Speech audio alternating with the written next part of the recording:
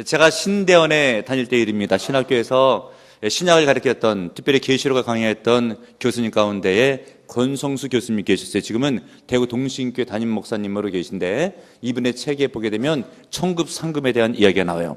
사람이 예수 그리스도를 믿고 영접하면 천국에 가겠죠. 그러나 천국에 가도 다 상급이 있다, 차별이 있다. 즉 이 땅에서 충성, 봉사, 헌신하는 사람들은 상이 크고, 그렇지 못한 사람들은 간신히 구원을 얻게 된다. 이런 책의 내용으로 되어 있습니다. 과거에 저도 평신도 시절에 부흥집회를 인도했던 부흥강사님의 말씀 가운데 그런 말씀이 있었어요. 예전에 많이 했던 말씀들, 아마 연만하신 분들은 잘 기억나실 텐데, 천국에 가게 되면 황금 면류관을 받아 쓰는 사람이 있고 개털 모자를 받아 쓰는 사람이 있다. 들어보셨죠? 그럼 누가 황금 면류관을 받았을 것인가? 이 땅에서 충성, 봉사, 헌신한 사람들, 교회에 충성했을 때 하나님께서 다 갚아주세요. 큰 상으로 황금 면류관. 그러나 교회만 간신히 다니면서 별로 헌신한 일이 없다. 개털 모자 받아 쓰죠. 보라비전의 성도들은 황금 면류관을 받아 쓰기 주님 여러분 축복합니다. 다들 좋아하시네요. 그렇게 되기 위해서는 충성, 봉사, 헌신하는 은혜가 있길 바랍니다.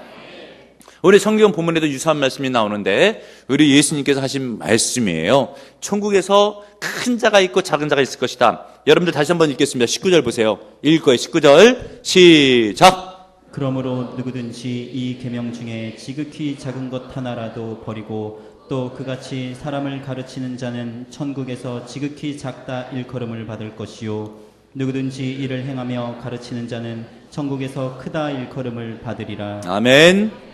예, 천국에서 지극히 작은 자가 있고 큰 자도 있다. 큰 자가 돼야 되겠죠, 여러분. 근데 말씀의 요지에 의하면 누가 작은 자인가? 말씀을 업신여기고 제해버리고 잘 지키지 않는 자들, 작은 자가 될 것이고, 큰 자는 말씀을 귀중히 여기면서 모든 말씀을 다 지켜 행할 때 천국에서 큰 자라고 하는 일컬음을 받게 될 것이다. 여러분, 이 땅은 유한합니다. 또 천국은 영원해요. 영원한 세계에서 큰 자가 되시길 주님의 이름으로 축복합니다. 그렇게 되기 위해서는 무엇이 중요합니까? 이 성경에 대한 자세가 중요해요. 성경을 어떻게 대할 것인가, 이 성경을 어떻게 믿을 것인가에 따라서 천국에서 큰 자가 되기도 하고 지극히 작은 자가 되기도 하는데, 그럼 천국에서 큰 자가 되기 위해서는 말씀에 대해서 어떤 관점에 대한 믿음이 있어야 되는가? 첫 번째로서는 말씀의 절대성을 믿어야 됩니다. 따라하겠습니다. 말씀의 절대성을 믿어야 된다. 무슨 말인가? 하나님의 말씀은 절대적인 진리의 말씀입니다. 이 말씀 가운데서 더 중요한 말씀, 덜 중요한 말씀이 없고 다 중요하고, 그리고 틀린 말씀, 맞는 말씀하고 따로 구별될 것이 아니라 다 진리의 말씀이다.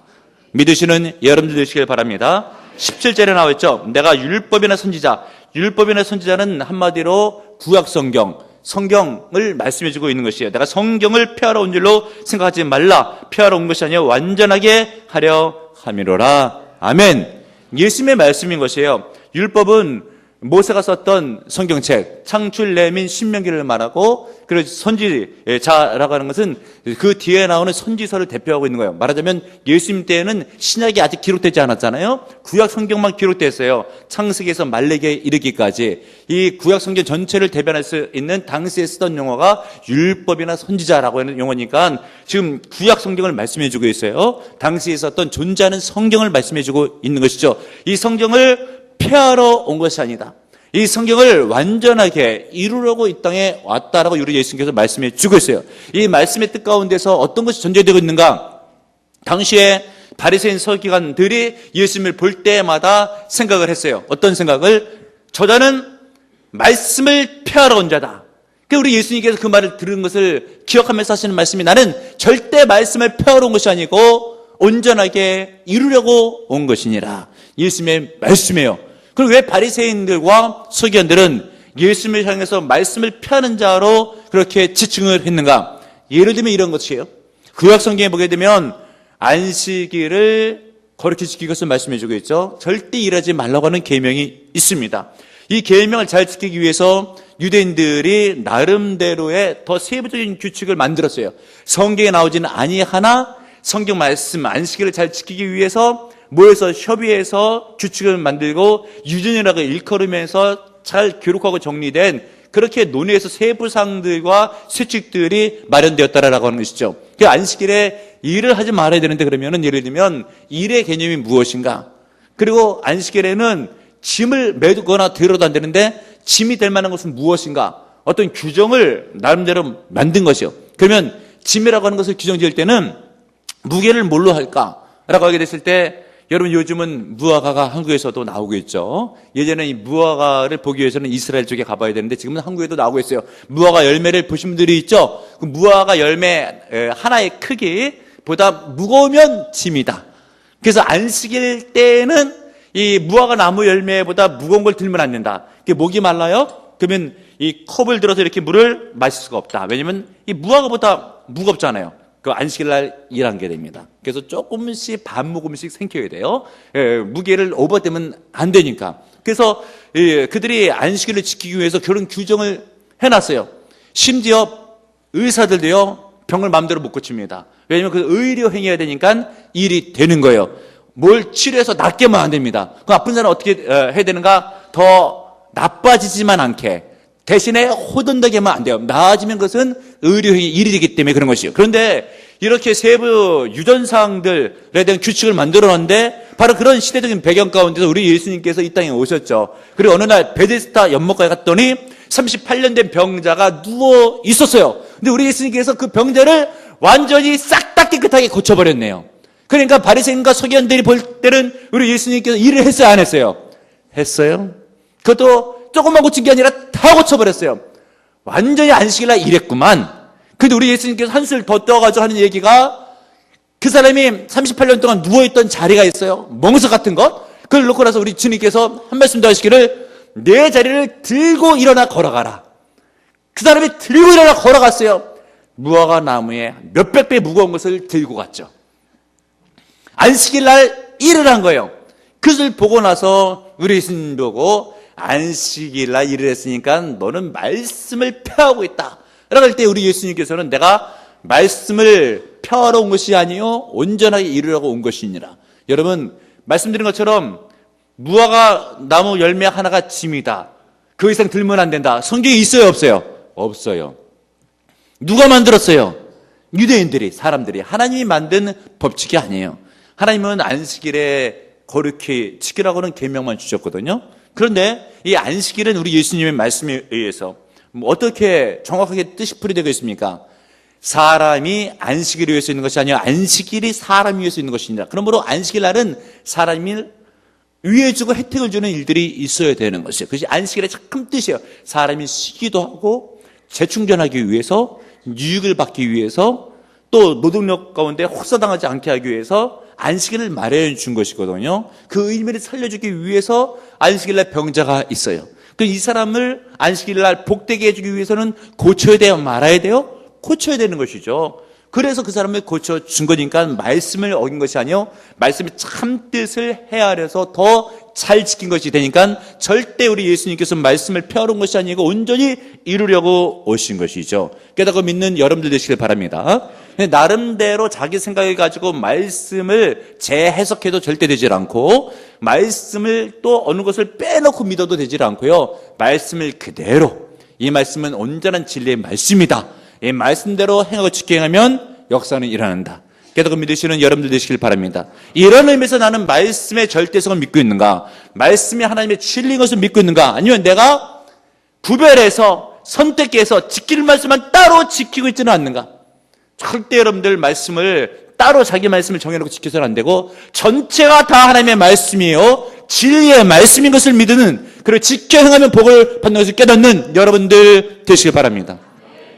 열왕기하 5장에 보면 나하만 장군의 이야기가 나와요. 아람 장군인데 나병에 걸렸습니다. 그 집에 여종이 하나 있었죠. 그 여종이 하는 이야기가 내 고국 이스라엘에 가보게 되면 엘리사라고 일컫는 주의종 선지자가 계신데 당신이 그 앞에 있으면 날 것 같다라고 하는 이야기가 전해진 거예요. 그 이야기를 듣고 나서 나하만 장군이 군대를 이끌고 이제 자기 호위병들이겠죠.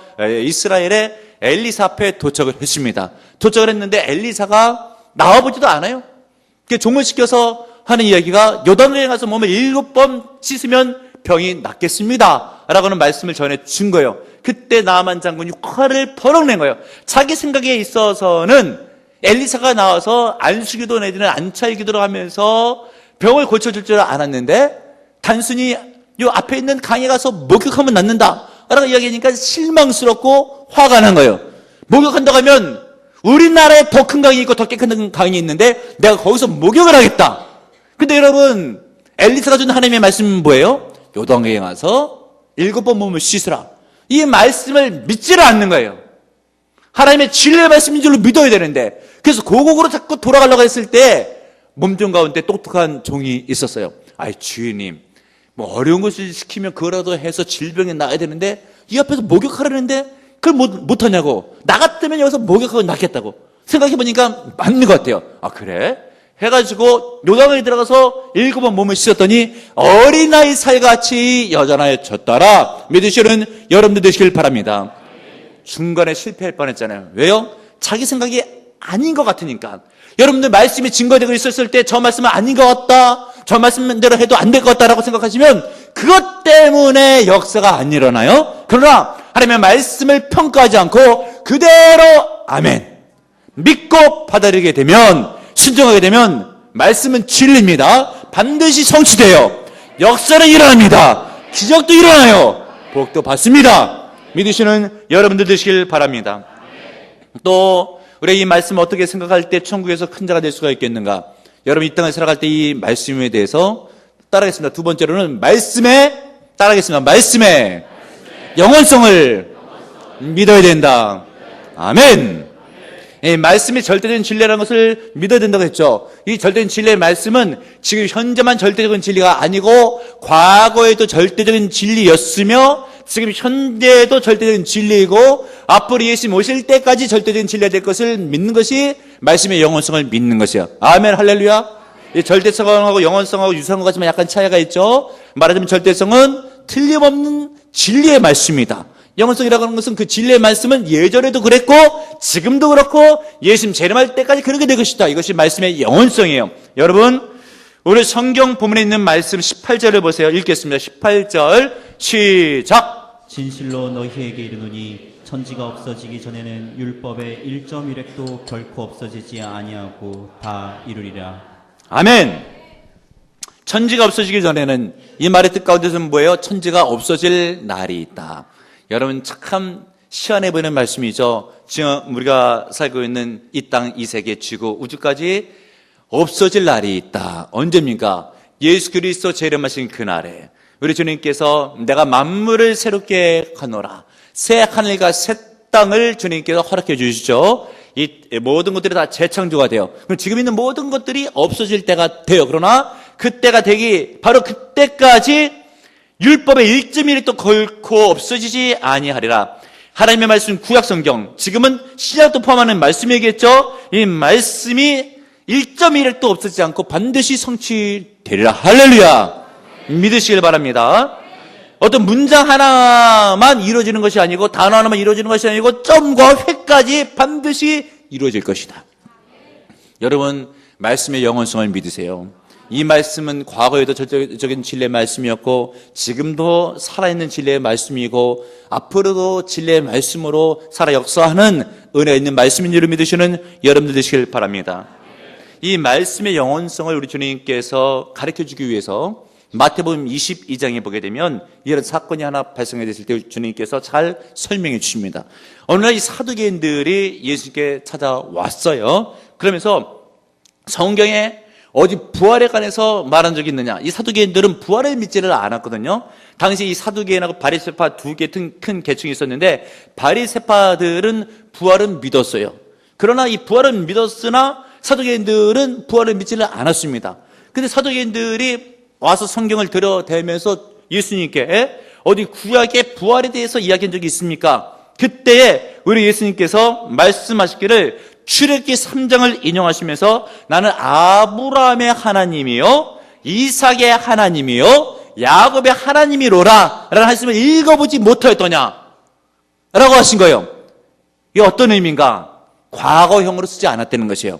내가 아브라함의 하나님이었고 이삭의 하나님이었고 야곱의 하나님이었다라고 하는 과거형으로 쓰지 아니하고 현재형으로 아브라함의 하나님이고 그리고 이삭의 하나님이고 야곱의 하나님이다라고 하는 현정을 쓴 것을 너는 알지 못하느냐. 근데 그 현정을 썼다는 것이 누가 썼어요? 모세가 출애굽기 3장을 기록할 때에 그때 하나님의 말씀을 쓴 거예요. 그러면 아브라함은 그때는 살아있었을까요? 죽었을까요? 모세가 살아서 성경을 쓸 때에 모세의 할아버지의 격이 됐던 아브라함이 계속 살아있었을까요? 죽었을까요? 똑똑합니다. 예, 굉장히 어려운 건데 죽었어요. 죽어있는 그 아브라함을 놓고 나서 나는 아브라함의 하나님이었다고 말하지 않고 하나님께서 모세에게 말하기를 나는 아브라함의 하나님이다. 지금도 아브라함의 하나님이다. 이 얘기를 하고 있는 거예요. 이 말뜻은 무엇인가? 아브라함이 죽어서 끝난 것이 아니다. 그는 지금도 천국에서 살아있고 나는 그 아브라함의 지금 현재 하나님이다. 그리고 앞으로 부활하게 됐을 때 그 아브라함의 하나님이 될 것이다. 그러니까 뭐예요? 하나님은 영원하고 아브라함도 영원히 실존하고 있고 하나님의 말씀도 영원하다. 아멘 할렐루야. 믿으시는 여러분들 되시길 바랍니다. 성경은 말씀해주고 있기를 하나님이 영원하신 하나님이세요. 여러분들 이 땅 살다가 죽으면 끝이 아니라 살아있습니다. 영원히 살아있는 거예요. 육신 다시 부활해요. 생각도 있습니다. 느낌도 있어요. 그리고 하나님도 살아계시거를 알고 믿어요. 하나님이 영원하세요. 우리의 생명 영생은 들어져 영원한 생명입니다. 이 말씀 예수님 재림하실 때까지 존재하면서 반드시 다 이루어집니다. 믿으시는 여러분들 되시길 바랍니다. 이 말씀을 믿어야 돼요.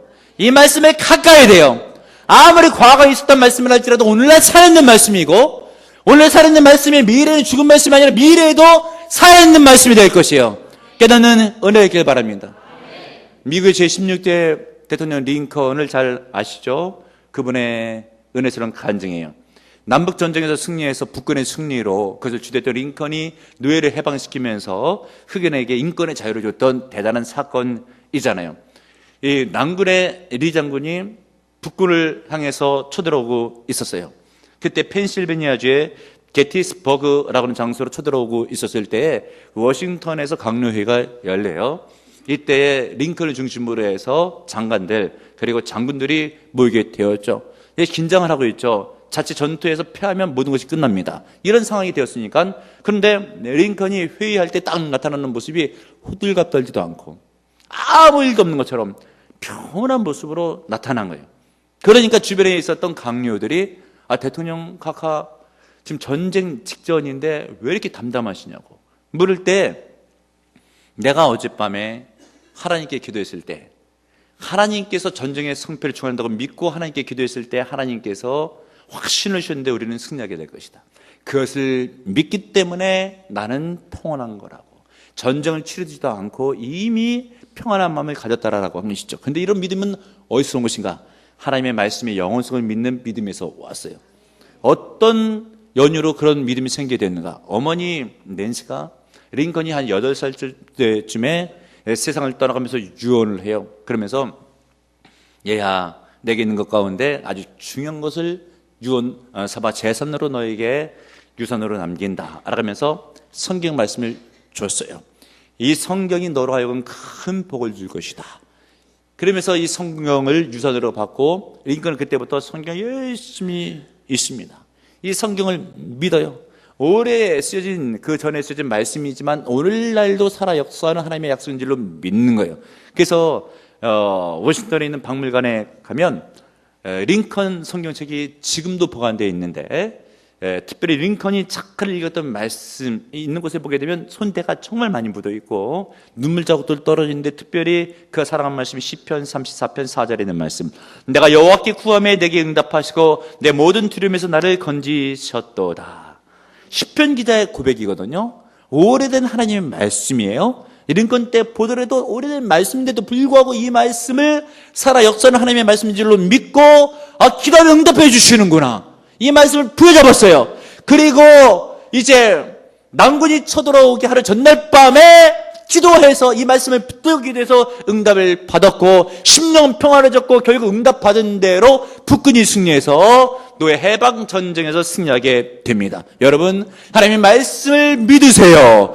부여잡으세요. 성경에 수 없이 많은 약속들이 있습니다. 예전에 쓰여진 말씀이지만 오늘날도 살아서는 말씀이에요. 구하라면 주실 것이요 찾으라면 찾을 것이요 문을 두드리면 너에게 열릴 것이니라. 믿으시는 여러분들 되시길 바랍니다. 너희가 내 안에 거하고 내 말이 너희 안에 거하면 무엇이든 원하는 대로 구하라. 그러면 이루어지리라. 믿으시는 여러분들 되시길 바랍니다. 아무것도 염려하지 말고 너희 구역에서 오직 감사와 기도로 너희 하나님께 아뢰라. 그러면 모든지에 뛰어난 하나님의 평강이 그리스도 예수 안에서 너희 마음과 생각을 지켜주시리라. 믿으시는 여러분들 되시길 바랍니다.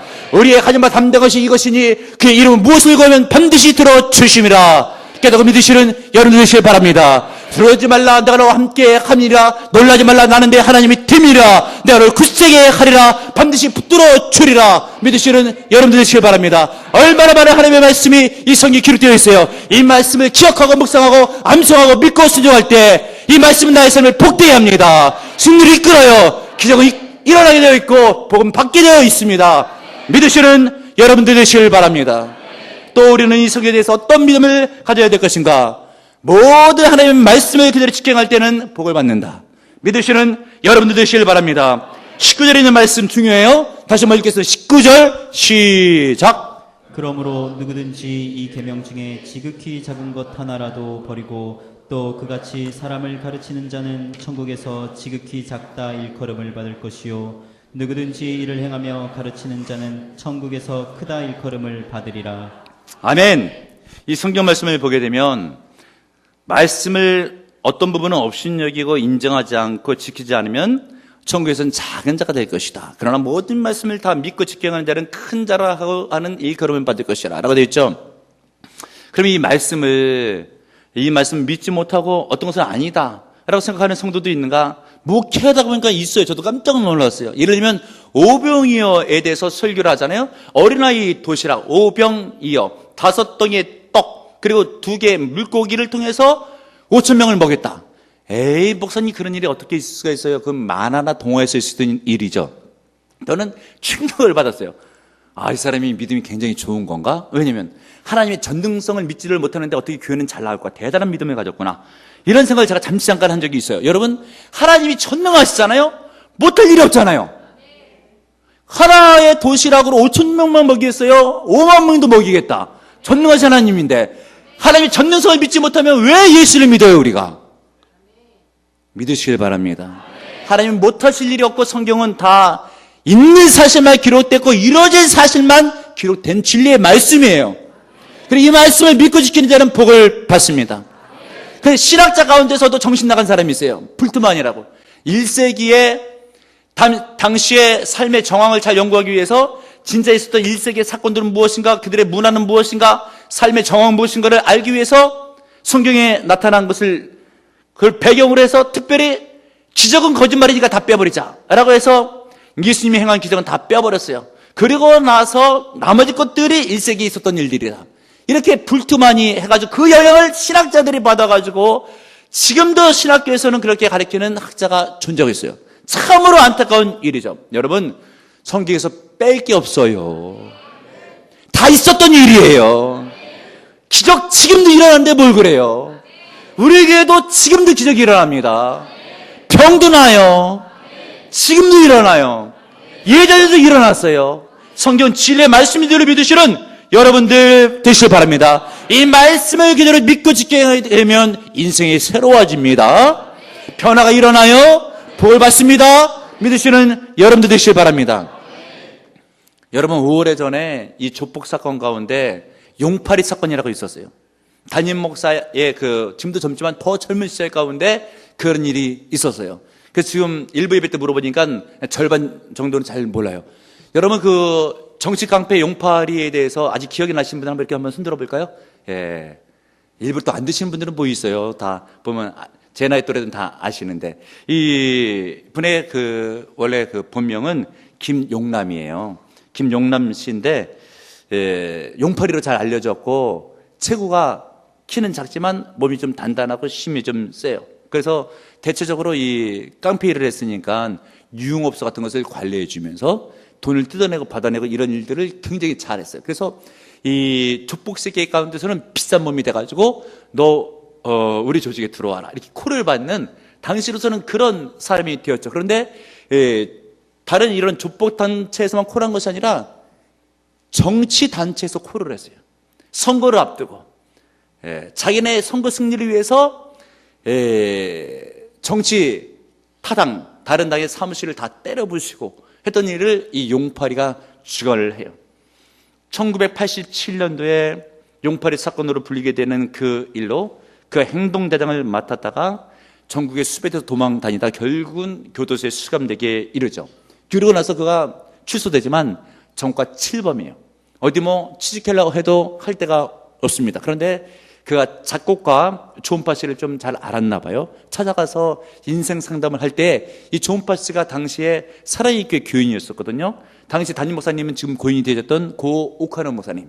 이 오카노 목사님의 설교를 들고 갔어요. 인생 상담을 했으니까 너 같이 교회 가자라고 해서 사랑의 교회 예배 참석했죠. 오카노 목사님이 성령 충만하잖아요. 설교가 은혜가 되잖아요. 그때 살아계신 하나님을 이 용팔이가 만나는 거예요. 예수 그리스도의 십자가의 복음을 믿고 받아들여요. 나 같은 죄인도 용서받을 수 있다고 하는 그 복음의 메시지에 아멘을 믿고 영접을 한 거예요. 그리고 나서 술, 담배를 끊어요. 그 모습을 온 가족들이 봅니다. 아내도 보고 자식도 봤어요. 그러면서 하나님 살아계신가 보다. 온 가족들이 다 교회에 등록을 했어요. 그리고 성경을 사랑해서 성경을 필사를 하는데 여러분 서점에 가게 되면 성경 쓸 수 있는 노트가 있잖아요. 성경 쓰기를 시작을 합니다. 2003년도부터 필사를 시작했다고 하는데 그 가운데 중이염이 오래된 중이염이 치유를 받아요. 심령이 새로워져요. 인생이 바뀝니다. 신학을 해서 목사가 됐어요. 강남의 사랑의 교회를 개척해서 담임 목사로 활동하고 있고 몇 개월 전에 용팔이라고 하는 책을 내서 시중에서 팔려가고 있고 그 새로운 삶을 간증하고 있습니다. 어떻게 해서 이 사람이 새 사람이 되었는가? 하나님의 말씀을 들을 때 심령의 변화가 일어났고 하나님의 말씀을 믿고 지켜가게 됐을 때 인생의 변화가 이루어지게 된 것이에요. 여러분, 하나님의 말씀은 사람을 변화시키는 능력이 있습니다. 인생을 새롭게 하는 능력이 있어요. 이 말씀을 가감없이 믿고 받아들이고 지켜가게 되면 내 인생의 큰 복이요 천국에서 반드시 큰 자라라고 하는 칭찬을 받게 되는 거예요. 말씀을 믿으시고 지켜 행하심으로 복되시길 주님의 이름으로 축원합니다. 주님 감사합니다. 오늘 이 시간에도 살아있는 주의 말씀을 듣게 하신 감사드립니다. 하나님의 말씀을 살았고 능력이 있어서 육체와 간절한 및 생각까지 찔러 쪼개며 그들의 영혼 가운데 양식이 된 줄로 믿습니다. 이 말씀을 들음으로 믿지 않는 자가 믿게 되는 역사 있게 하시고 영생과 구원을 얻으며 죄사함을 받게 도와주셨고 인생의 방향이 설정되며 문제가 해결되며 질병까지 치유되며 복을 받는 말씀이 될 줄로 믿습니다. 아버지 함께 하시고 믿고 지켜 행할 때 큰 복을 내리어 주옵소서. 축복하며 예수의 이름으로 간절히 기도합나이다. 아멘.